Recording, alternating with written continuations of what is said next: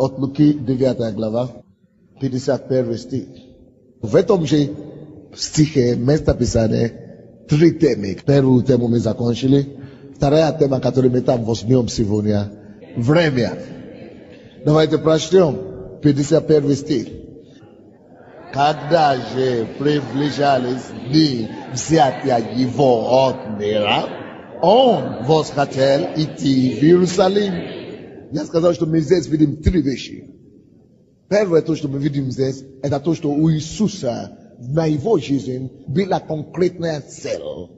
И он знал об этой цели. Было Божье намерение, которое не было скрыто от него, не было секретно от него. Это было Божье предназначение, что он должен выполнить за его жизнь. И он это знал, и он восхотел этого, и он преследовал и достигал этого. И мы говорим, что в этом месте Писания мы видим три вещи.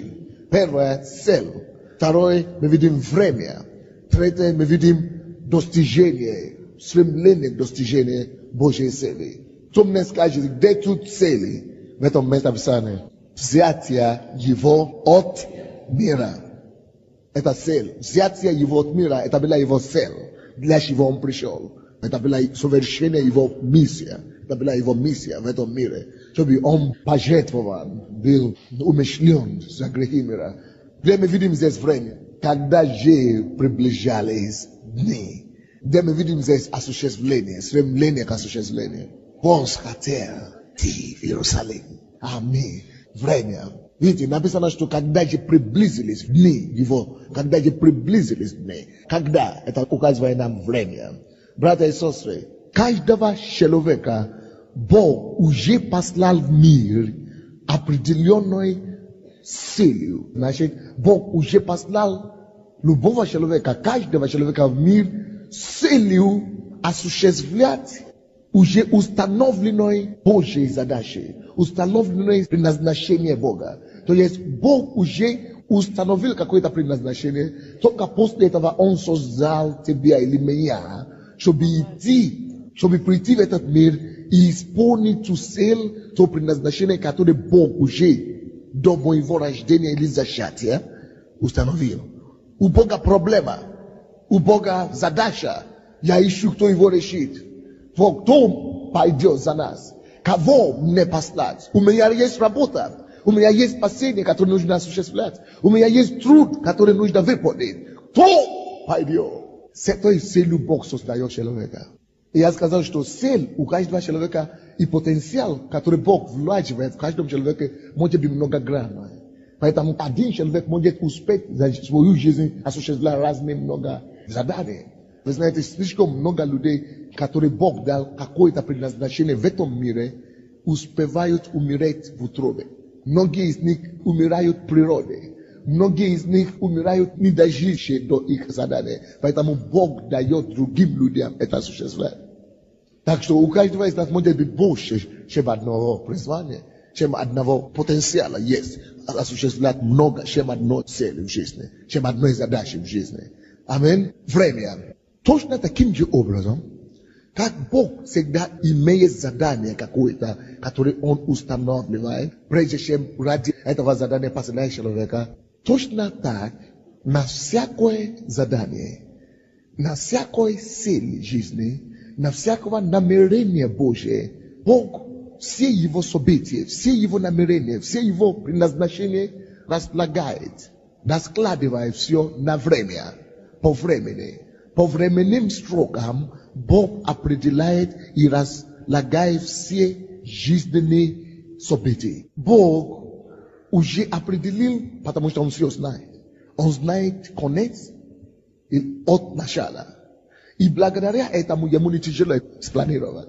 И когда время приходит, Он дает рождение определенному человеку. Именно в это время, нужное время. То место, которое мы читали от Луки, вы видели, написано, когда же приближались дни взятия его, когда он восхотел идти в Иерусалим. Именно тогда, когда приближались дни, он не мог идти раньше. Он не мог идти и сделать это, когда ему нравилось, или когда он сам хотел этого делать. Бог уже установил дни. Бог уже установил дни его распятия. Бог уже знал это у Бога. Это уже все было расписано у Бога. Когда уже приблизились мы, тогда Дух Святой его двигал. И он шел в этом направлении исполнения своей воли. Это то же самое с нами. Есть то, что мы должны делать. Иисус Христос был рожден в нужное время. Потому что в Галатам 4:4 говорит нам, но когда пришла полнота времени, все Божье дело, все Божьи действия разложены в временных сроках. Допустим, тебя зовут Валя. Ты не могла родиться 100 лет тому назад. Потому что Бог знал, что именно в 90-х годах рухнет железный занавес. Бог это знал. Что именно сейчас свобода придет на Украину. И для того, чтобы кто-то ввел поклонение в это время, ввел людей в Божьем присутствии, нужно будет человек. И поэтому он задержал твоего рождения от 100 лет назад к этому времени. Ты должна была родиться именно сейчас, чтобы участвовать в этом. И других тоже вещей. Ты у него была цель. И каждый из нас тоже самое. Бог знал, и Бог все делает по временам и срокам. Поэтому, когда здесь написано в Иисусе, что именно когда пришла полнота времени, Бог делает все, распределил, располагал все по времени и сроки. Это было время, Божье время, когда Авраам был призван. Это было Божье время, когда Израиль попал в Египет. И Бог тоже знал, он уже тоже определил это. И было предсказано еще Аврааму, что его потомки попадут в Египет. И что они побудут там 400 лет. То есть это все уже было распределено. И что через 400 лет они вернутся в землю. И когда 400 лет исполнилось, они ушли.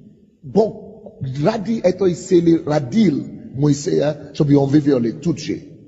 Когда Бог отправил их и отдал их в рабство в Вавилон, он сказал, что они будут там 70 лет. Они думали, что они уже будут там всю жизнь. Навуходоносор думал, что они уже его рабы навечно. Но вдруг Бог поднимает пророка под именем Даниила. И Даниил сталкивается в Божье время, именно 70-й год, сталкивается с откровением, которое было написано. 9 главе Даниила написано. И тут же он получает побуждение от Духа, что это же уже 70 лет.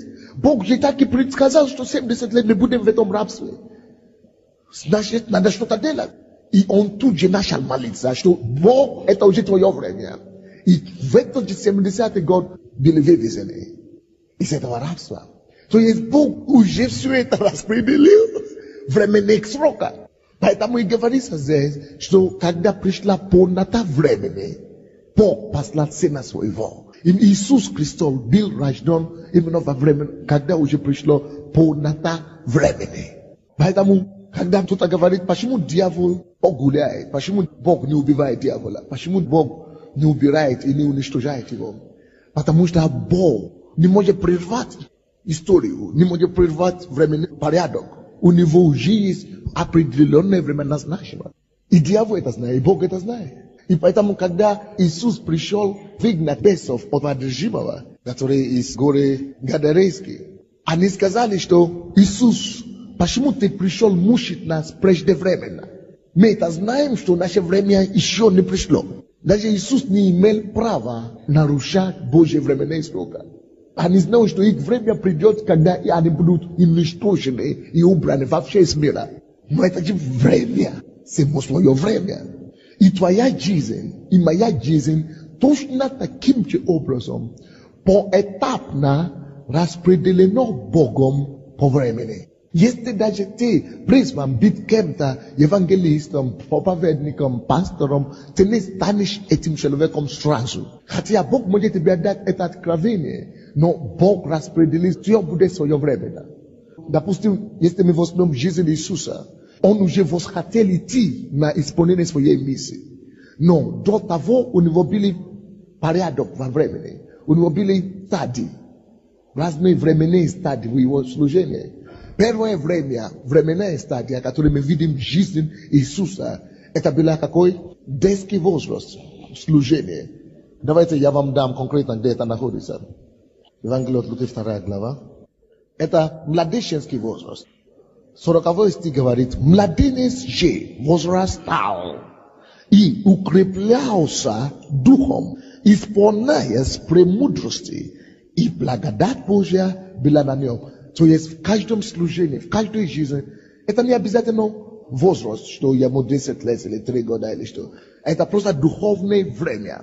Допустим, может быть, кто-то из вас был призван, когда ему было 50 лет. Но до исполнения своего призвания есть эта стадия, к которой ему надо прийти.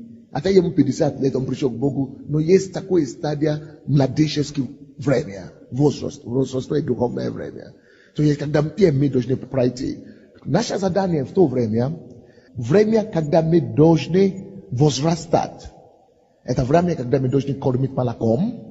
Чем мы должны делать в такое время? Мы должны кормить молоком, мы должны кушать, кормиться молоком, кушать, питаться и возрастать. Ваша задача в это время. Это также есть время, когда мы должны укрепляться в духовном человеке. Почему именно укрепляться духом? Потому что до того, как мы пришли к Богу, мы все развивались, укреплялись душевно или физически, но только не духом. Поэтому, когда мы приходим к Богу, прежде всего, Бог хочет заниматься с нами, чтобы мы осознали, что мы духовная личность, и чтобы мы начали укреплять своего духовного человека. Потому что только все наши призвания нам придется осуществлять и выполнять не умом, не крепостью физической, не человеческой мудростью, придется выполнять именно силой духа, духовного человека. Поэтому это есть стадия, когда нам нужно укрепляться, возрастать, укрепляться духом. Давайте 52 стих также посмотрим. 52 стих 2 главы. Иисус же преуспевал при мудрости и возрасте, и в любви у Бога и у людей. То есть Иисус осуществлял эту стадию его жизни. Это очень последний стих этого 2 главы. Он действительно возрастал, он преуспевал в росте. Он максимально реализовал свой потенциал в этом временной промежуток. Вторая стадия, которую мы видим в жизни Иисуса Христа, или в служении Иисуса Христа, стадия, когда он был юношеский возраст, юношеское время, временное развитие, юношеское. Чем Иисус занимался в это время? И чем нам с вами надо заниматься в это время? Это есть время, когда нам нужно показать верность в чужом деле. То, что требуется от нас в это время. Это время, когда мы должны показать верность в чужом деле, во-первых. Во-вторых, есть время, когда Бог ждет от тебя и требует от тебя. Не просто верность в чужом деле, но Бог требует от тебя тоже в это время послушание и покорение старшему. Каждый из нас должен научиться покориться другому человеку. Каждый из нас должен научиться обязательно быть подчиненным. Есть некоторые, которые не любят это дело. Мы не любим подчиняться другому. Мы хотим быть всегда главными. Но Бог иногда будет устраивать так, что Он поставит вас даже ниже и под руководством человека, который величие его, который хуже вас. И скажет: слушайся. Пока ты не послушаешься, ты не станешь кем ты предназначен стать. Потому что ты должен научиться это искусство. Давайте посмотрим это в жизни Иисуса, где это было, где написано. Евангелие от Марка, 6 глава, 3 стих. Евангелие от Марка, 6 глава, 3 стих. Когда Иисус появился в своем родном городе, потому что люди его знали именно в этом возрасте, временной возраст его служения, юношеский возраст. Давайте послушаем, что они говорили о нем. Начнем с 2 стиха, 6 глава, 2-3 стихи. Когда наступила суббота, он начал учить в синагоге, и многие слушавшие с изумлением говорили: откуда у него это? Что за премудрость дана ему? И как такие чудеса совершаются руками его? Не плотник ли он?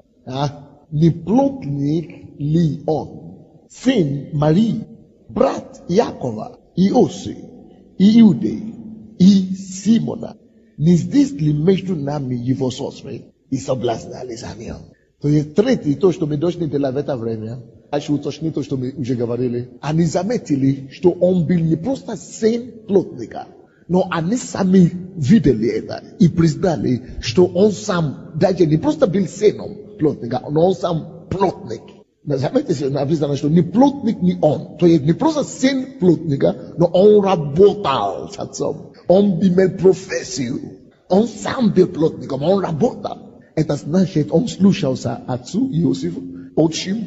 Это значит, что он образовался, он учился, он приобрел навыки у кого-то. Он был послушным, он покорился, и он был верным в чужом деле. То есть это есть стадия, когда ты знаешь, что, может быть, ты призван, но пока что ты вынужден работать по профессии. Ты знаешь, что ты должен быть проповедником, но пока ты работаешь врачом.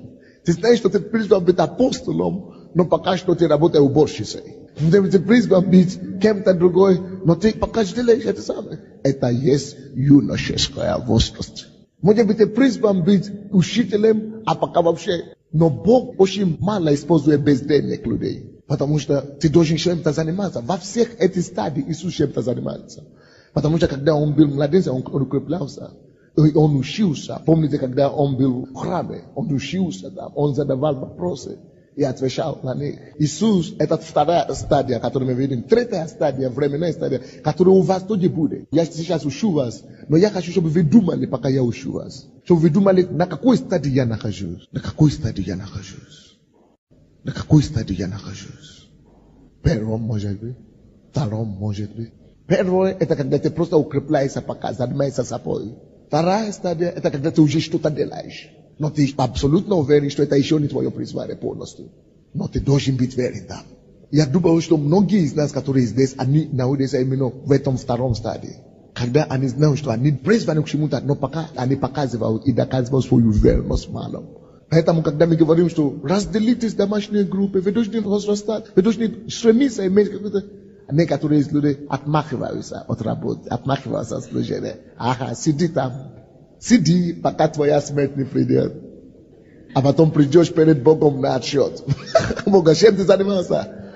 Господь отмахивался. Отмахивался от работы. Говорю, хорошо, злой и неверный раб, иди во тьму внешнюю. Я не верю, что есть промежутка. Есть рай и ад.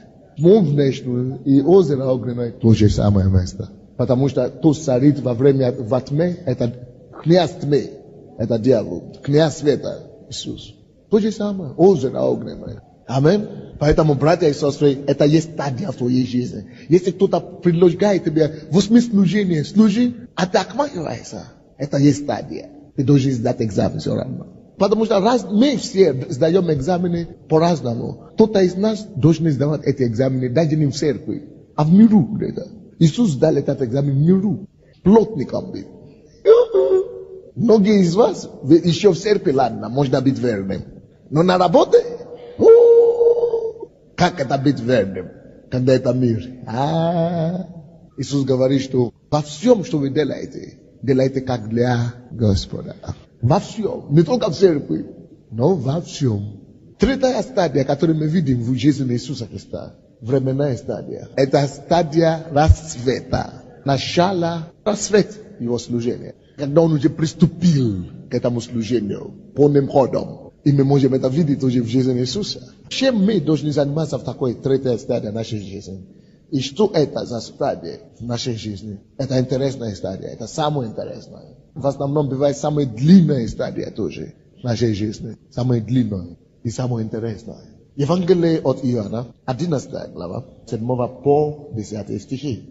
Иисус был в разгаре своего служения, расцвете своего служения. И тут пришел кто-то к нему и говорит: начальник и учитель, не иди туда. Потому что тебе жду, чтобы тебя побили камнями. Давайте посмотрим, что он скажет. Он понимал временные сроки. Иисус понимал временные сроки. И, братья и сестры, если Бог показывает нам в Библии, что Иисус понимал временные сроки, это о чем-то нам подсказывает. Это подсказывает нам, что мы также обязаны знать и понимать свое время и свои времена и сроки. Мы должны знать свои времена и сроки, где мы находимся в служении. 11 глава 7 по 10 стихи. После этого сказали ученикам: пойдем опять в Иудею. Ученики сказали ему: Рави, давно ли иудеи искали побить тебя камнями, и ты опять идешь туда? Иисус отвечал: не 12 ли часов во дне? то ходит днем. Тот не спотыкается, потому что видит свет мира этого. А кто ходит ночью, спотыкается, потому что нет света с ним. Тут Иисус говорит о том, что ничего страшного. Это есть днем моего служения. Это есть разгар, это есть рассвет, это есть день, это есть днем моего служения. Это третья стадия, когда ты уже знаешь, что ты уже приступил к этому служению. Но это еще не совершенная стадия. Совершающая стадия, извините. Это еще не совершающая стадия, но это уже начало этого служения. И это уже разгар этого служения. Это третья стадия. Иисус спокойно гуляет, спокойно ходит, спокойно служит, не боится врага. Слушай, когда ты будешь знать твое время и сроки, тогда ты будешь жить в мире, вере и уверенности, что тебя никто не убьет, тебя не надо бояться врага, тебя не надо переживать, тебя не надо иметь бессонные ночи, тебя не надо будет переживать за то, что у тебя что-то будет, у тебя чего-то не будет, ты умрешь от голода, у тебя не будет что кушать, враг убьет тебя, или у тебя что-то не получится, и так далее. Не переживай, ты в разгаре, ты в рассвете, ты в полнейшей воле Божьей. Это не есть время для переживания, это время для дела. Я могу вам показать. Это место Писания. Давайте еще откроем 9 главу Евангелия от Иоанна. Это именно подобное время Иисус ответил еще другим людям. Со 2 стиха по 4 стих. Евангелие от Иоанна, 9 глава, со 2 по 4 стихи. Ученики его просили у него: Рави, кто согрешил, он или родители его, что родился слепым? Иисус отвечал: не согрешил ни он, ни родители его, но это для того, чтобы на нем явилась дела Божья. 4 стих. Не должно делать пославшего меня пока день. Слушай, ты должен познать день твоего служения. Я должен познать день моего служения и призвания. День. Я должен познать, когда день, где день моего служения и моего призвания. И чем тебе надо заниматься в день? Иисус говорит: не должно делать дела пославшего меня. Это есть время максимальной концентрации. Напишите: день служения, время рассвета, это есть время рассвета своего служения. Многие люди в это время они гуляют. Они еще могут себе позволить чем-то заниматься. Они могут себе позволить еще какие-то пустыми делами заниматься. Но время это не постоянное. Время это не всегда. День не бывает навсегда. Время не бывает статичным. Время не бывает без движения. Время двигается. Об этом Иисус говорит ему, что пока день, я должен трудиться. Я должен делать дела, которые просила меня Господь. Потому что Он понимает движение времени. Иисус понимает движение времени. И я должен понимать это. То время проходит. И мое время может пройти. И напишите это себе. Если не осторожно быть, твое время может пройти. Это факт. Горький факт. Ты будешь жить, но ни у кого уже нет нужда в тебе. Ты прогулял. Ты просидел, проспал это время. Ты не должен прогулять твое время во имя Иисуса. Поэтому Иисус именно об этом и говорит. Пока день я должен заниматься делом пославшего. Приходит ночь, видите. Смена времени, разные сезоны. Смена времени называется сезоны. Сезоны. То есть эти времена, сроки, которые я говорю, можно было сказать сезоны. 4 сезона жизни Иисуса.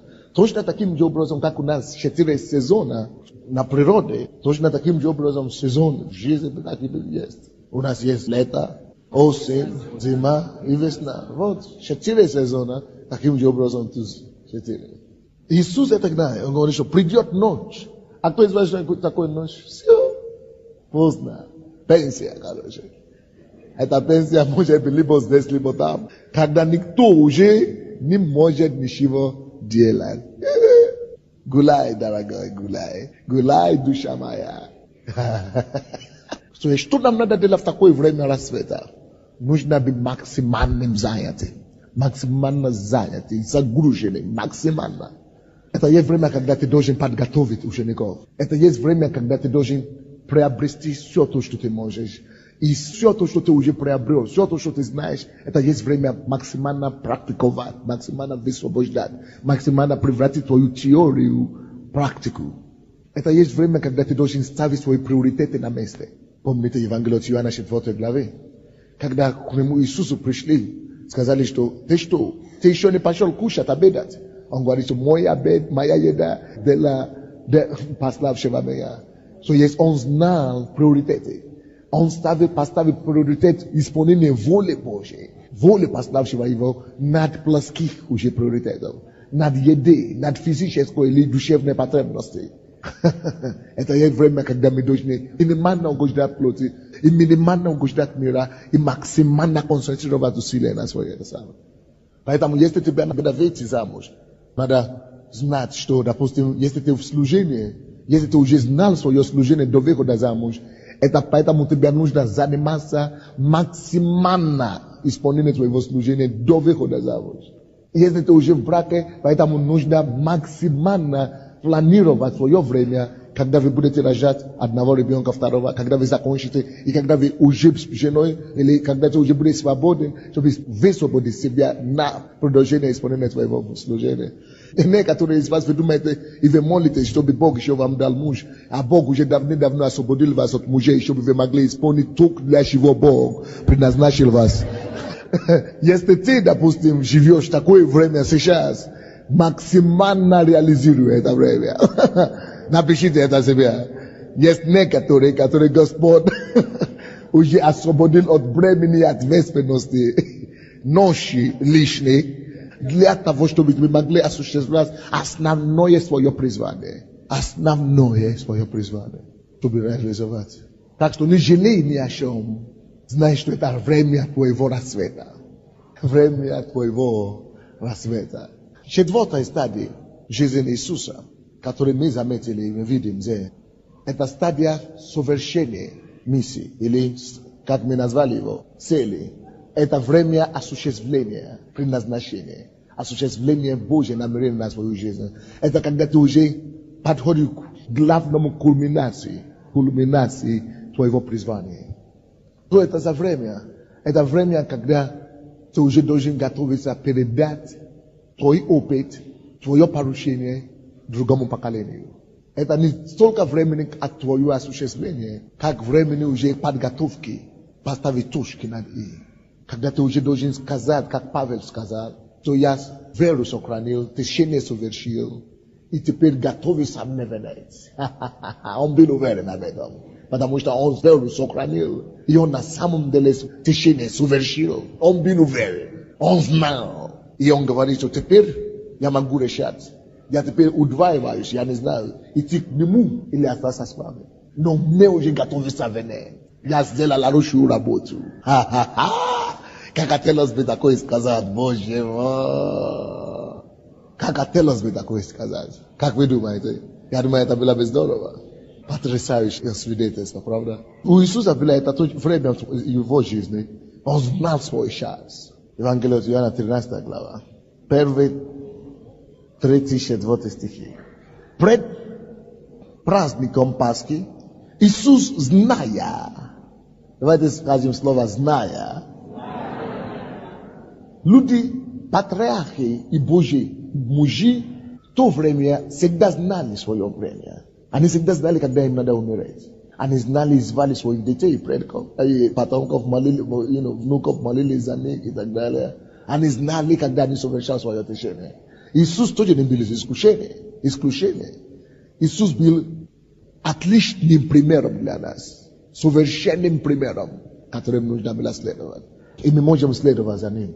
И то, что он делает, мы обязаны делать. То, что он знал, нам нужно знать. То, что ему было открыто, к этому нам нужно стремиться. То, что случилось с нами, это будет правило для нас. Все то, что было с ним, это правило для нас. Его опыт – это наш стандарт. Его переживание – это наше стремление.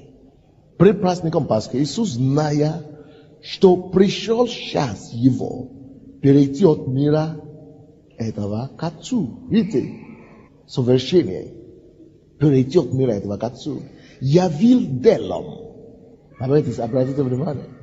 явил делом, что возлюбил своих, живущих в мире, до конца возлюбил их.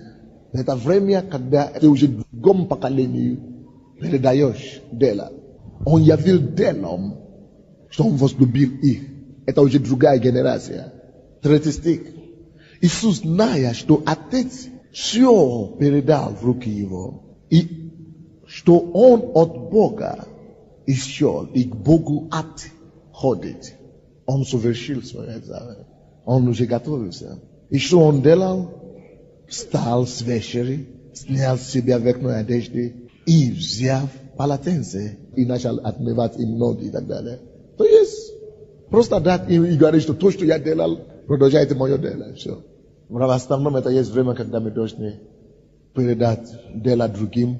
И после этого, что следует, то есть это время, когда мы готовим другое поколение, в основном, когда мы все свои опыты, все свои знания передаем другим людям. И потом, что мы делаем? Давайте вернемся, откуда мы начали.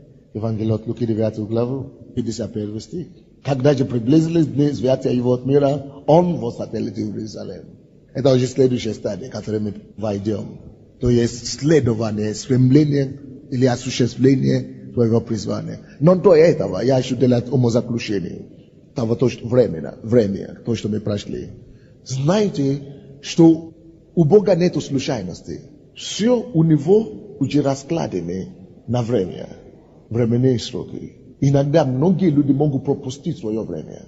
Или многие люди могут побежать впереди свое время. Кто знает человека, который побежал впереди свое время в Библии? Скажите, какой? Моисей, молодец. Это очень просто. Моисей был призван, да, вывести Израиля из Египта. Исход 2 главы, вы помните. И вместо того, чтобы он это сделал, Божье время. Он понял свое призвание, но он побежал вперед. Еще не было время опасности впереди Божье время. Напишите себе. Первая опасность, когда мы идем впереди Божье время, ошибки неизбежны. Или ошибка неизбежна. Если вы идете, если мы пойдем Божье или впереди Божьего времени, ошибка неизбежна. Это ошибка в случае Моисея, которая привела его к греху. И он стал убийцем. Он убил человека. Важный урок, который мы должны усваивать здесь, это то, что доктор Майро сказал, очень хорошо, что очень часто Бог не позволяет нашим ошибкам и грехам мешать нашему призванию, если у нас есть покаяние. То если человек даже согрешил или сделал что-то плохое, если ты покаешься, если ты имеешь сердце покаяния, он верен и праведен простить нас, наши грехи и беззаконие. Как будто ничего не было. Он простит. Но первая ошибка, потому что он отел опередив Божье время, он совершил ошибки. И эта ошибка убийства человека, хотя Бог ему это простил и вернул его призвание, но это привело к другому последствию, которое тоже может быть у нас. Я думал, что если бы он не убил этого человека, может быть, ему не надо было бы ждать еще 40 лет в пустыне. Но потому что он опередил Божье время, это потянуло, это его задержало. То есть очень часто с нами так бывает. Одна женщина мне рассказывала, Бекки, она была здесь, учила в библейской школе. Она говорит, когда мне было 15 лет, я покаялась. И я знала, что Бог меня призывает, быть проповедником. Но юношеская похоть повела меня. Она говорит, 15 лет покаялась, но когда мне было 17 лет или 18 лет, она пошла в мир, отпала, блуд пошла. И жила 15 лет еще в миру. И когда ее жизнь складывалась никак, после всякие слезы и разбитые сердца, она вынуждена вернуться к Божьему призванию. И она говорит, теперь она была миссионером здесь. Оставила мужа, оставила детей, ей ничего уже не нужно. Она должна вернуться к призванию. Она из-за мужа, из-за мужчины убежала от Бога. Теперь, когда ничего не складывается, она уже оставила, ни мужа не нужно, ни муж, ни мужчина, ничего. Она уже не хотела уже выйти. Она говорит, нет, я должна успеть. Я должна делать то, что я должна делать. И теперь загоняет свое видение. Бог прощает. Она говорит, что самое большое ее печаль в жизни, потому что она потеряла столько 15 лет. Она говорит, я представляю, что я могла бы уже достичь за это 15 лет. Часто с людьми так бывает. Катенку ман то же самое. Она тоже потеряла 10 лет. Видите? Так что это бывает ошибка. Но есть другая ошибка. То, что вы должны знать по времени. Есть некоторые люди, которые слишком поздно приступают к своим призваниям. Позже время. Но я думаю, что это лучше, чем опередить Божье время. Но если поздно, проблема может быть в том, что ты можешь не успеть вообще это осуществить. Твое время на земле могло исполниться, прежде чем ты вообще успеешь делать то, что Бог тебе сказал делать. Поэтому непонятно, какое лучше. Лучше вовремя. Действительно, лучше вовремя. Давайте я вам это покажу. Екклесиаст, 3 глава. Екклесиаст, 3 глава. 1 стих. Тут написано такие слова. Всему свое время. Всему намерению, всем намерениям есть свое время. Всем Божьим предназначением твое время. Потрясающее откровение. И время всякой вещи под небом. Твое видение, твое призвание, твоя цель, это есть вещь. И время всякой вещи под небом. Всему свое время. На английском так написано, что для всякой цели есть свое время. Для всякой цели есть свое время. Так что для твоей конкретной цели есть время для осуществления этой цели. Так что нужно двигаться с Богом. Войти в свое время и свое время осуществлять свое призвание. Не надо опередить. И я вам скажу, если вы с Богом двигаетесь, если вы ищете Царство Божие и правды Его, вы с Богом живете, Бог знает, как без усилия просто поместить вас в свое время, в вашем призвании. Без усилия. Как попасть в свое время в точку?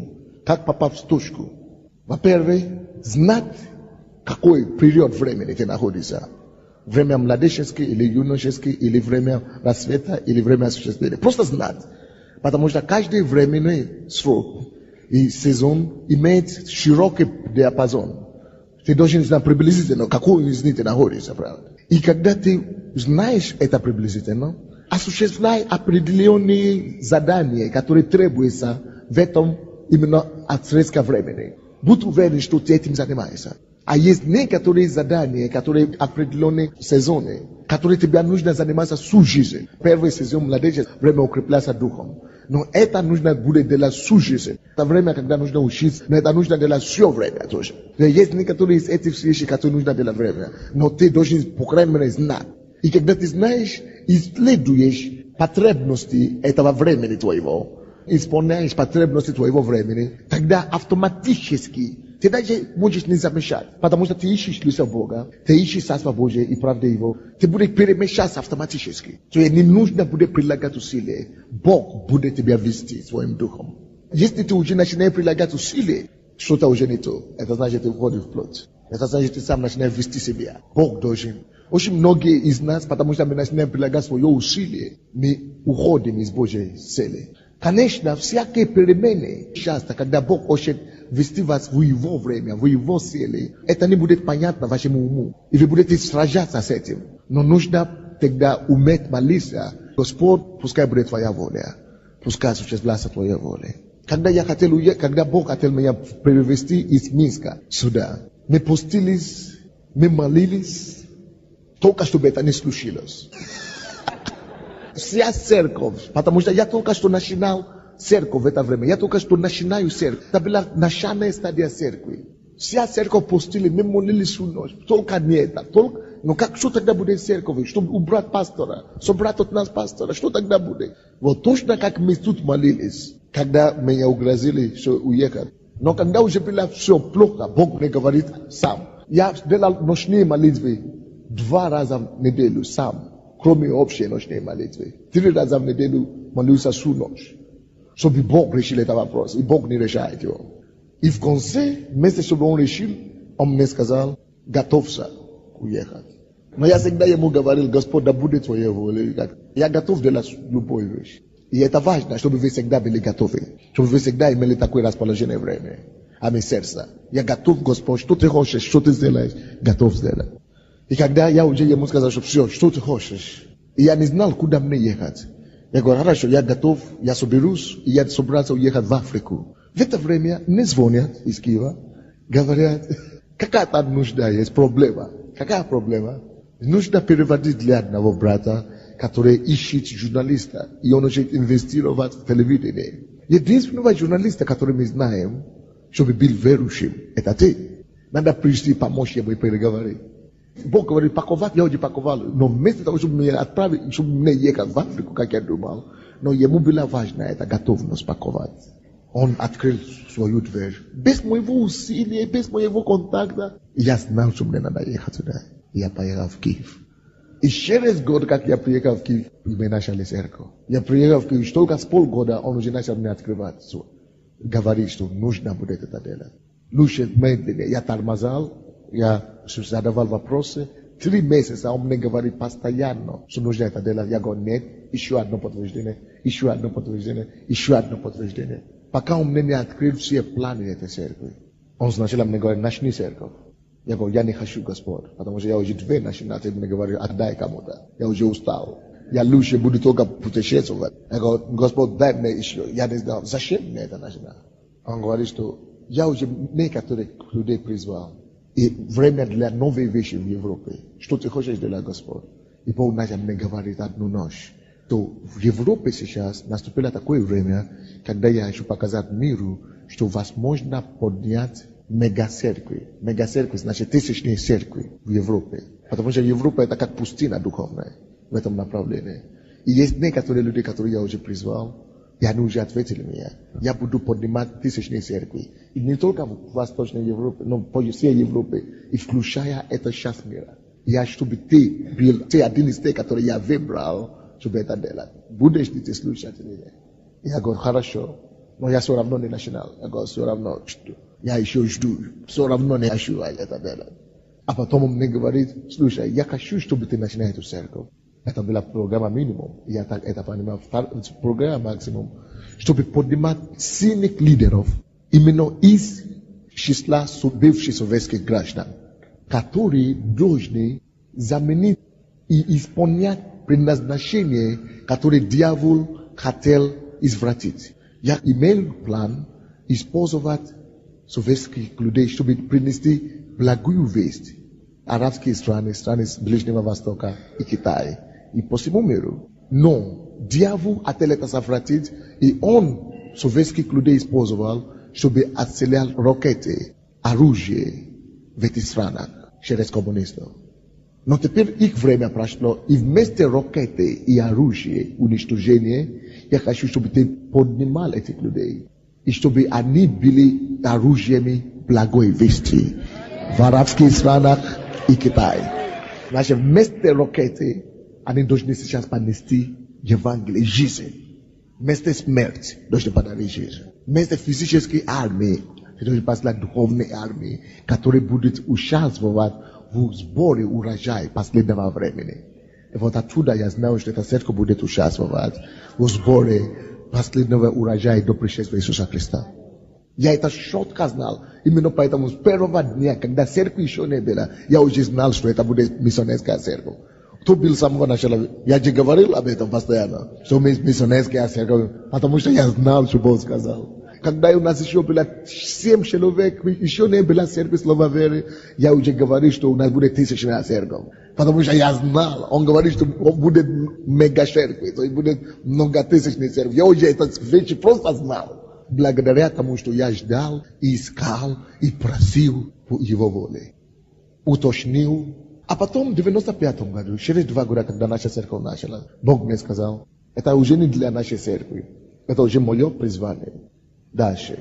И я это все написал. Но только доктор Мороз приехал, я понял, как это будет. Я это написал, я это не говорил людям. Это говорит только одному человеку, моему другу еще другому, который бородатый, Джон, который большой. Да, я ему только тогда написал сразу. Да, ночью Бог меня разбудил и говорил, ты знаешь, что я тебя поменял здесь для 2 вещи. Чтобы ты был показателем, как шоукейс, выставка, как моя выставка. Я тебе поменял, чтобы быть образцом. Образцом для всего мира. Он говорит, много таких людей, как ты, которые способны, и больше тебе способны No, которые находятся в таких условиях, как ты вирус, в странах африканских, азиатских, латинского, третьего мира, как бы, стран третьего мира, но которые никак не могут подниматься, чтобы идти сюда, осуществлять миссионерские призвания, которые Бог дает им. Потому что они видят нищету, они видят, что мы не можем, мы не способны и так далее. Поэтому я тебя поднимаю для них, чтобы быть образцом, чтобы они видели, что даже человек такого происхождения с Африки может даже в Европе стать и построить огромную церковь. Это образец. И второй, я хочу, чтобы ты был лестницей для них. Как лестница. Чтобы ты был как лестница, по которой люди будут подниматься. Я хочу, чтобы ты был лестницей, и чтобы эти люди, ты помогал многим людям найти свое призвание и осуществлять их. Трамплин. То, что видел Яков. То, что Яков видел. Чтобы помочь просто людям подниматься в жизни. И для этого Бог сразу показал, что нужно для этого. Для этого тебе нужно будет создавать фонд. Миссионерский фонд.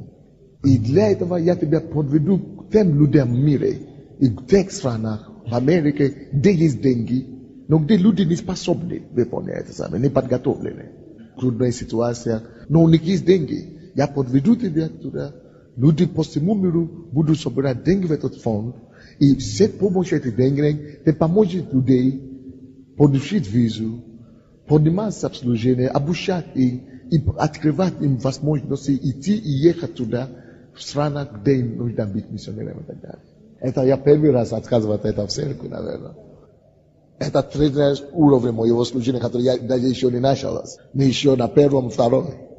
Нашего призвания, нашего видения. Но я просто говорю важности времени. Бог раскладывал все временные строка. Следующее. Вернем, пожалуйста, Евангелие от Луки. 9 глава, 51 стих. Наше любимое место Писания. До сегодняшнего дня. Завтра будет новое. Завтра будет совсем новое откровение. 9 глава, 51 стих. Когда же приближались дни взятия его, он восхотел идти в Иерусалим. Мы видели предназначение и цели, Божье намерение. Мы видели Божье время. Мы тоже это уже разобрали. Нет, давайте я вам еще кое-что показал во времени. Откройте со мной Аввакум. 2 главу. Аввакум, 2 глава. 1 по 3 стихи. На стражу мою стал я, и стоя на башне, наблюдать, чтобы узнать, что скажет он во мне, и что мне отвечат по жалобе моей. И отвечал мне Господь и сказал: запиши видение и начертай ясно на скрижалах, чтобы считающий легко мог прочитать. Ибо видение относится еще к определенному времени. У Бога есть определенное время для каждого видения. Обратите внимание, какое время он сказал? Определенное. То есть, это обозначает, что уже это время Бог определил. Есть время определяется для видения. Кусок времени вырезается для этого видения. Бог определил. Мне было 19 лет. Я был в Беларуси, в Минске. И когда Бог мне показал, чем я буду заниматься, кем я буду, я испугался. Но я знал, это было такое четкое видение, что я знал, что это от Бога. Я знал 100%, что это от Бога и это будущее. Но у меня не было ни малейшего понимания или даже мечты, что это может быть. Я всегда смотрел в то время на проповедников и думал, как они могут так много говорить? Откуда у них все эти слова? Как они могут все это сочетывать, чтобы все это было вместе так сложено и так? А я, наверное, 5 минут даже не простою, не выдержу. Никогда не считаю ни одну проповедь в этом времени. Я думаю, 5 минут я не смогу говорить. А я говорю, откуда у меня будет столько словарный запас? Но откуда будет? А когда я слышал еще в то время, я случайно читал одну книгу, где кто-то говорит, что он постится постоянно, проповедник. Иногда за 3 дня он ничего не кушает. Я говорю, будь мой! Скорее всего, я никогда не буду проповедник. Я так испугался, потому что в то время я никогда даже еще не пустился целый день. Я так испугался. Слава Богу за этого испуга. Потому что благодаря этому испугу это толкнуло меня к одной молитвенной нужде. Я сразу побежал к Богу на следующий день. Я сказал, Господь, я только, если можно, я тебе дам 2 условия. Я говорю, пожалуйста, я тебя прошу. Я не искал это видение, я не искал это призвание. Ты сам мне надсказал, что я буду таким. Я только умоляю тебя, пожалуйста, именем Иисуса. Я вижу много слишком проповедников. И все они заурядные такие. То есть очень мало, можно пальца считать, незаурядные и выдающиеся из них. Все тут такие. Ну, миллион проповедников. Но они все неизвестные. А где, почему только единичные такие? Я говорю, Господь, если я вообще буду это видение выполнять, и буду проповедником, пожалуйста, делай мне, чтобы я был незаурядным. Если ты скажешь, чтобы я что-нибудь, что угодно делать, я готов это сделать. Пожалуйста. Но, пожалуйста, я тебя просто прошу, давай будет, чтобы было это согласие между нами. Завет, что я буду незаурядным. Я должен быть оригиналом. И должен быть выдающимся. Я чувствовал, что Бог сказал да. Да, потому что я уже чувствовал, что это же не я сам хотел это. Я не искал, он сам говорит. Я уже говорю, хорошо, тогда пускай решай. Вторая нужда. Потому что я чувствовал все свои слабости тогда. Не было всего лишь полгода верующий. 6 месяцев. И я говорю, Господь, видишь, я не могу поститься. Еще я читал другую книгу, где это другой проповедник говорит, вот причина, почему нету пробуждения. Это потому что проповедники больше не молятся. Есть проповедники, которые даже 2 часа в день не молятся. Я говорю, да, вот это еще даешь. А что можно говорить 2 часа? Ну, я говорю, ну. Я говорю, точно вы ничего не видите, если в таком случае. Потому что в то время я молился максимум 15 минут. Вы, наверное, не верите, что это я, да? Не очень похоже теперь, да? Я очень говорю, ну точно меня никогда не видели, как проповедник. Поэтому это то, что меня побудило второй нужде. Потому что я заметил, что все. Тогда, если по натуральному, естественным призванием, вообще у меня никакого шанса вообще нет. Поэтому я сказал, второе у меня условие такое. Мы уже договорились о том, что мы не будем заурядным. Второе. У меня столько много слабостей и грехов и недостатков. Дай, Господь, мы заключим второй завет. Это то. Потому что я видел столько слабостей в себе. Я говорю, Господь, я точно гарантирую, что я не могу сам устоять. Еще я слышал, что какие-то проповедники падают в грех и так далее. Я говорю, точно, если я сам, я точно упаду. Поэтому я знал, что я не могу это. Только если ты, потому что не могу молиться, не могу поститься, не могу ничего. То есть я точно упаду 100%. Но мне нужно, чтобы ты заключил со мной завет.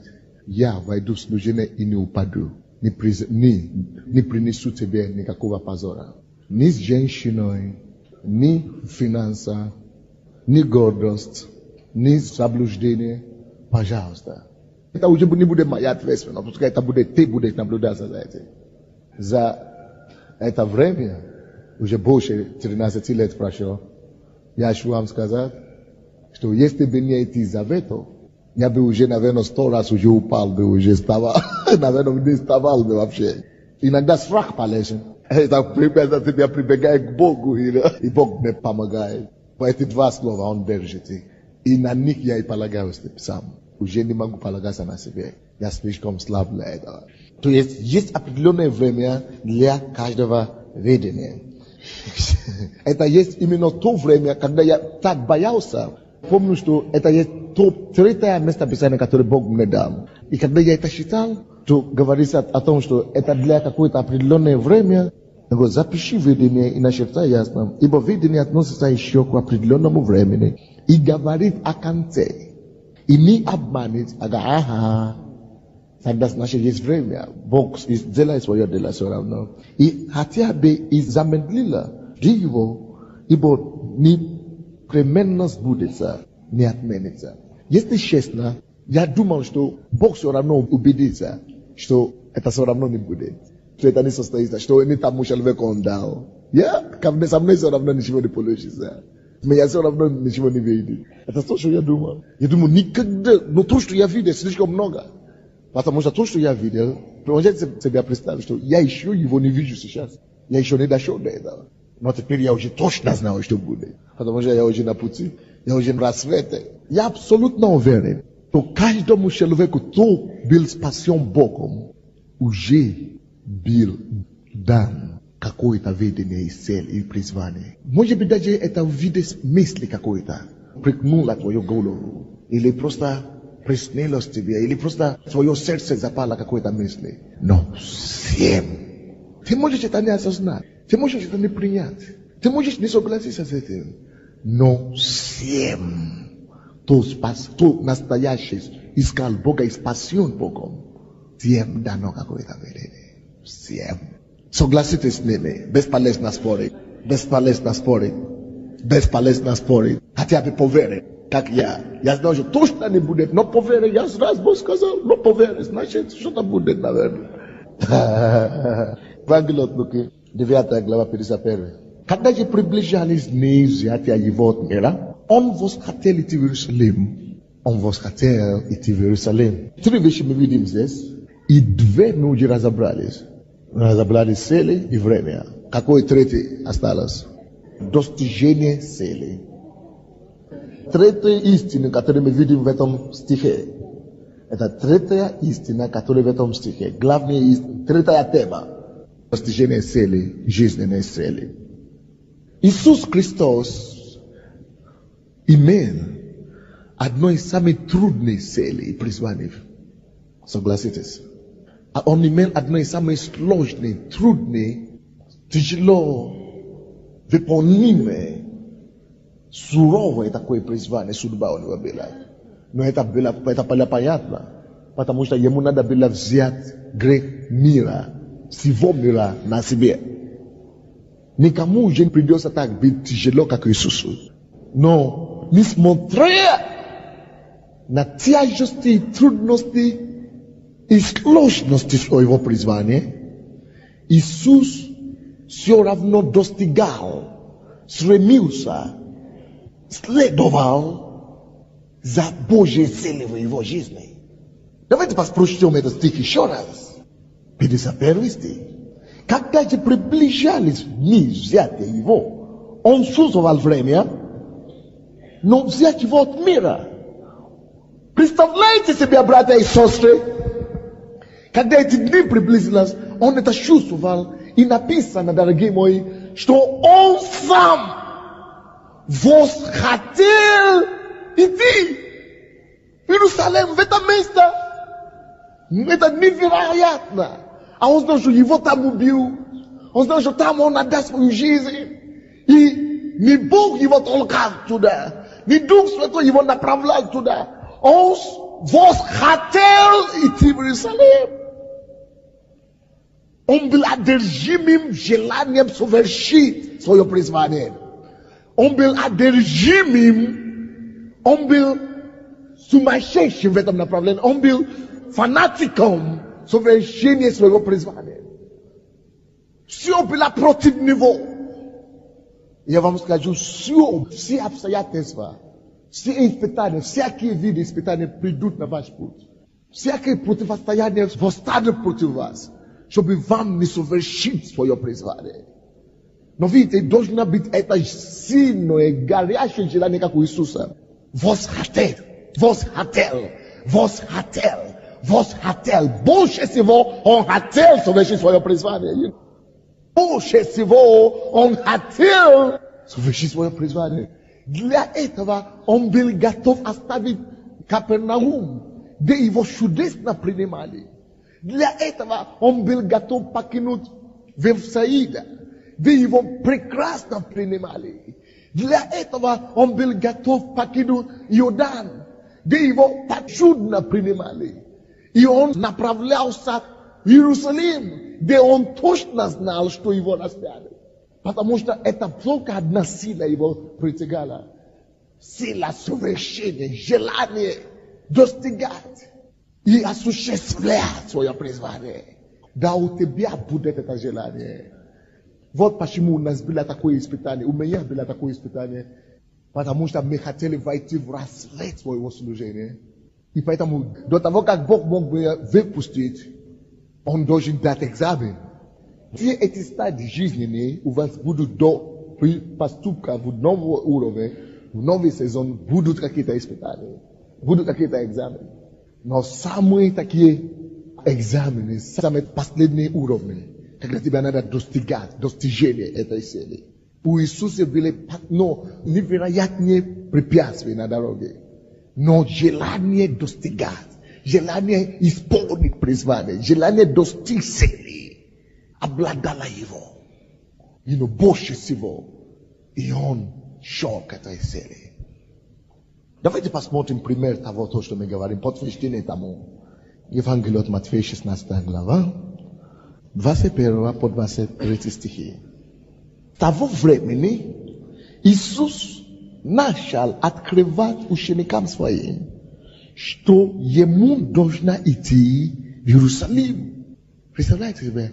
Он почувствовал время, когда закончился его третьей стадии. Он почувствовал, когда стадия рассвета у него закончилась, и когда начинал стадия достижения у него. Он это почувствовал. А это было именно после того, как он уже дал ключи Царства Небесного ученикам, чтобы начинать церковь. После того, как ученики поняли, то он такой. И когда он задал Петру вопрос, помните, или не только Петру, ученикам вопрос, кого воспринимают меня? И после того, как Петр мог ответить правильно, что ты есть Мессия, ты есть Сын живого Бога, он понял, что его миссия достигнута. Он выполнил это в третьей стадии. Люди его уже узнали, мир его узнал. И он сказал, что не плоть, но Отец мой небесный и так далее. И он говорит, что я построю церковь свою. То есть это была его миссия. Основная стадия его служения, рассвета уже совершено. То есть создам церковь свою, уже было слово откровения Петра, уже мир воспринял слово откровения, мир понимал, кто он такой, и он дал фундамент его церкви, создам церковь свою, и врата ада не одолеет. Это уже все, это уже совершение главного этапа, главного и важнейшей части его служения, основной части его служения. И тогда он знает, что третий этап прошла. И он говорит, я даю вам ключи Царства Небесного. То, что вы откроете, никто не закроет. То, что вы закроете, никто не откроет. То есть, это ключи, которые у него были, он уже дал ученикам. То есть, это стадия, когда вы уже передаете все. И теперь он говорит, с того времени, отметьте себе это, с того времени, когда он знает, что третья стадия уже совершилась, он знает, теперь это уже время кульминации, это уже время достижения цели. И он уже начал говорить им, посмотрите, 21 стиха, с того времени Иисус начал открывать ученикам своим именно следующей стадии его призвания. То есть Иисус непосредственно стремился, непосредственно следовал, стремился, настраивал себе. То есть он был фокусирован. Братья и сестры, это нужно вам. Фокус нужно вам, чтобы достигать свое служение. Иисус был абсолютно фокусирован, целенаправлен. И он начал открывать своим ученикам, что ему должно идти в Иерусалим и много пострадать. Он абсолютно знал, что ему ждет там. Он абсолютно знал, какой будет совершающая стадия его служения. И от старейшин и первосвященников страдать, и книжников, и быть убитым, и в третий день воскреснуть. Он знал стадию достижения. И он это открывал своим людям. Вы видите желание, какое Иисус имел. Он сам уже хотел идти. Он предупреждает и подготавливает свое ученичество, своих учеников в другой стадии. То есть он стремился к Христу, Голгофе. Он стремился к совершению, достижению цели. У каждого из нас должно быть стремление и такое жажда, которое никто не может, неутопимая жажда совершить свое призвание. Должна быть у меня неутолимая жажда совершить свое призвание. Как один журналист меня назвал, неутомимого Сандея. Написал статью. У Иисуса было такое желание, у нас должно быть такое желание. Без этого мы не достигнем свое призвание. То есть у него было стремление, он следовал, он искал достичь свое служение, он прилагал усилия достижению и совершению своего призвания, своей цели. Нужно прилагать усилия. Усилия нужно прилагать, потому что без усилия мы не сможем убрать препятствия, которые станут нам на дороге. Определенные препятствия будут. Я вам покажу подобные препятствия в жизни Иисуса. Евангелие от Луки, 9 глава, с 51 по 56 стихи. Тут был пример конкретное препятствие, которое стоял перед Иисусом. Но у него было настолько сильное желание достигнуть и совершить свое призвание, хотя он не понимал, что это тяжелое призвание, хотя он не понимал, что это трудная цель. Перед ним предстоит трудная судьба. Но все равно он шел к этому. Потому что только в совершении твоей цели, предназначения, реализования твоей судьбы, твоей жизни, смысла твоей жизни. Только когда ты совершишь твое призвание, твоей цели жизни, только тогда твоя жизнь достигла успеха, состоялась. Только тогда твоя жизнь состоится. Будем читать это с 51 стиха по 56. Когда же приближались дни взятия его от мира, и восхотел идти в Иерусалим, и послал вестников перед лицом своим, и они пошли, и вошли в селение Самарянское, чтобы приготовить для него. Но там не приняли его. Серьезное препятствие. Он должен идти, он хочет идти, он восхотел идти, он стремился идти, и тут дорога была закрыта. Препятствие. Это пример подобное препятствие, которое у нас будет в служении. То есть не всегда у нас в служении перед нами будут открытые двери, чтобы совершить дела Божьи. Иногда будут открытые двери. Но больше всего открытые двери часто бывают в служении. Автоматически, я имею в виду автоматически открывающиеся двери для служителя. Всегда бывает. Именно когда мы не совсем знаем, что делать дальше, или тогда, когда мы уже были найдены Богом верным в одном деле, и Бог хотел поощрять нас на следующей стадии. Почему бывает иногда, что легко, воля Божья, все двери открыты, все получается, а другое время ты знаешь, что это воля Божья, но все закрыто. Почему такое бывает? Во-первых, потому что Бог хотел тебя поощрять, чтобы ты не разбился. Это часто бывает стадии, когда начинание, либо начинание служения, либо стадии, когда ты еще свежий. Бог не хочет разломать тебя. Он не хочет, чтобы ты был разочарован или торчался. Поэтому Он открывает двери. Вторая причина, почему Бог так делает, чтобы двери автоматически открывались, это потому что, может быть, ты был верным в каком-то предыдущее время, и Бог хотел тебя поощрять в своем следующем призвании, Он автоматически открывает. И третья причина, почему Бог иногда открывает автоматически двери, когда Бог знает, что у тебя нету достаточной веры для сражения, нету достаточной веры, тогда Он просто это делает, чтобы ты мог уже на следующей ступеньке идти вперед. Поэтому иногда так получается легко для нас. Без моей особой молитвы, без моей особой постов, без моей сражения с дьяволом иногда, потому что он знает, что ты не можешь пока вынести это. Но почему тогда бывает, что в другой раз, я знаю, что это воля Божья, я должен это делать, но все закрыто. Бог это позволяет иногда, чтобы все было закрыто. Во-первых, потому что Он знает, может быть, что в данном этапе у тебя вера хватит, чтобы вынести противостояние. Потому что Он знает, что ты сможешь устоять.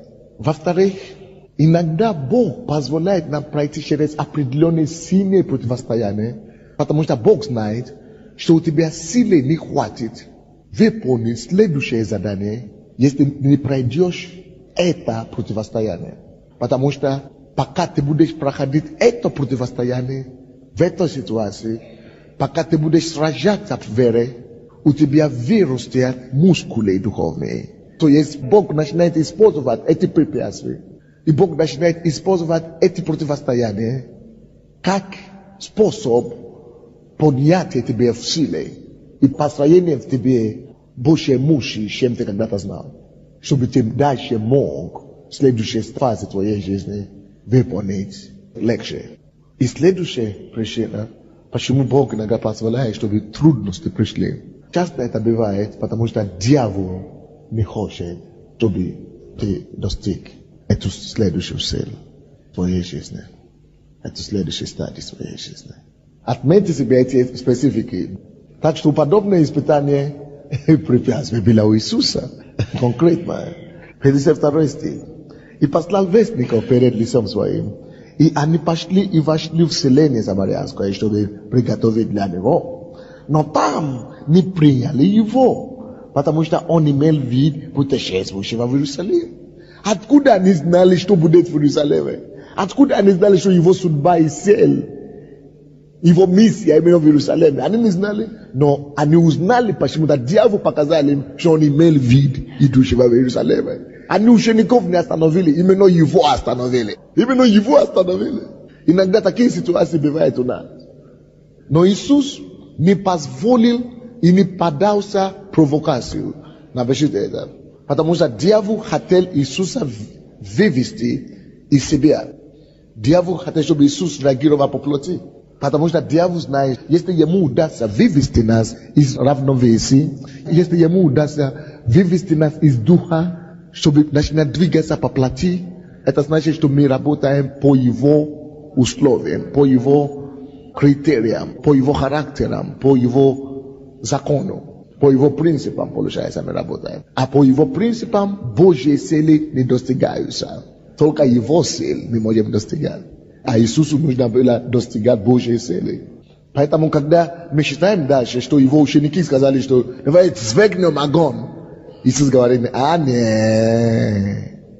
не, я знаю, что ему дьявол тянулся. Я знаю, что преследует сатана. Не поддамся этой провокации. Видите как? Иисус знал лучше. Видя то, ученики его, Иаков и Иоанн, сказали: Господи, хочешь ли мы скажем, чтобы огонь сошел с неба и истребил их, как Илия сделал? Но он, обратившись к ним, запретил им и сказал: не знаете, какого вы духа, ибо Сын Человеческий пришел не губить души человеческие, а спасать. Видите, что дьявол хотел делать? Он же идет как раз, чтобы пошел осуществлять задание, цели, спасения человечества. Но до того, как ему удастся этого сделать, устроили ему экзамен, чтобы он как раз погубил их. Он же должен идти, сделать задание, осуществлять призвание его, которое именно заключается в том, чтобы спасать людей. А тут дьявол так его раздражал, что действительно вроде бы некуда уже деться. Надо обязательно огонь только нужно известить все. Но он понимает, что нет, как раз я призван спасать, наоборот. Не подамся. Часто, именно в то время, когда уже скоро исполнит наше призвание, дьявол часто направляет такие испытания, которые тебя как раз будут по-всячески препятствовать и толкать тебя делать наоборот, противоположное. Допустим, наше время начинает спасать и войти в следующий стадий нашего призвания, как церковь пришло, и тут дьявол устроил экзамен, надо меня выгнать из страны. Самое противоположное. То и у вас тогда будут такие экзамены. Что тебе хочется вообще делать противоположное. Но потому что вы знаете свое время, свою цель в жизни, вы можете сказать: о нет, дьявол, я призван спасать, а не погубать. Я призван осуществлять свою жизнь. То самое время, когда Бог уже хочет вас поднять на следующей стадии, кто-то тебе сказал: надо бросить служение, надо то делать, надо другое делать. И ты уже хочешь бросить все. О нет, познание воли Божьей, познание своей цели. Видите, это благодаря тому, что Иисус познал своей цели, Он сказал, нет, я пришел не погубить, но спасать. И пошли в другое вселенное. Он смирился и пошел по-другому. Следующее. Подобная ситуация тоже была у Иисуса, когда Он начал говорить своим ученикам, что мне нужно идти, отдать свою жизнь, меня убьют и так далее, и так далее. Петр, то же самое Евангелие от Матфея, 16 глава, 20 стиха по 23. С того времени Иисус начал открывать ученикам своим, что ему должно идти в Иерусалим и много страдать от старейшин и первосвященников и книжников и быть убитым в третий день воскреснуть. И отозвав его, Петр начал приказывать ему, будь милостив к себе, Господи. То, что следующее, то, что дьявол будет использовать, чтобы остановить свои цели, это жалость к себе. Жалость к себе. Жалость к себе. То, что дьявол хотел использовать на Иисуса. Будь милостив к себе самому. Не ко мне, Господь, не к нам, а к себе, жалей себе. Кто слышал когда-нибудь такой голос? Жалей себе. Ты еще молодая, ты еще молодой. Или ты уже старый, ты уже не молодой. Тебе не 15 лет. Берегай себе. Иисус знает, что это такое. Он был там. Он отозвал его в сторону. Я тебя люблю. Вот я как раз пекусь о тебе. Вот как раз это я беспокоюсь о тебе. Пожалей себе. Милосердствуй над собой. Je подумай. Друзья называется. Сколько таких друзей у вас уже были? Жалей себе. Жалей. Господи, да не будет такого с тобой. Да не будет этого с тобой. Ты такой. Ты безгрешный, ты совершенный. Да не будет такого с тобой. Ты такого не заслуживаешь. Такого унижения ты не заслуживаешь. Ты красивая, молодая, симпатичная. И не гуляешь. И даже не куришь. Чего ты ждешь? Молодость проходит. Жалей себе. Помилуй себе. Только подумай о себе. Тебе еще надо рожать. Ну, дьяволуга. Но всякий раз, когда дьявол хочет, чтобы вы жалели себе, скажите ему, заткнись. Посмотрите, это то, что Иисус сделал. Я вам покажу. 23 стих. Он же, Иисус же, обратившись, сказал Петру, дорогой друг, обеспокоенный друг, отойди от меня, сатана. Оказывается, что это не Петр такой сказал. Оказывается, что всякий раз, когда самолюбие и жаление самого себя приходит к тебе, это не ты. Это знак тебе, знать, что это сатана конкретно. Отойди от меня, то не Петр отойди от меня, сатана. Чтобы вы знали, на всякий случай. Ты же женщина. Ну, понятно, мужчины, они крепче. А тебе, зачем тебе бегизна такой? Нагрузка такая. Знаете, что это не ты уже, все. Отойди от меня, сатана. Заткнись, дьявол. Отойди от меня, сатана. Ты мне соблазн. Потому что думаешь не о том, что Божие, но что человеческое. Следующее, о чем мы должны думать с вами. Часто человеческие мысли и человеческие заботы, мирские заботы, будут пытаться останавливать вас от вашей цели. Человеческие цели, мирские цели будут пытаться останавливать вас от вашей цели. Цели Божьи, определенное Божье время и достижение цели. Закроем наши глаза, будем молиться.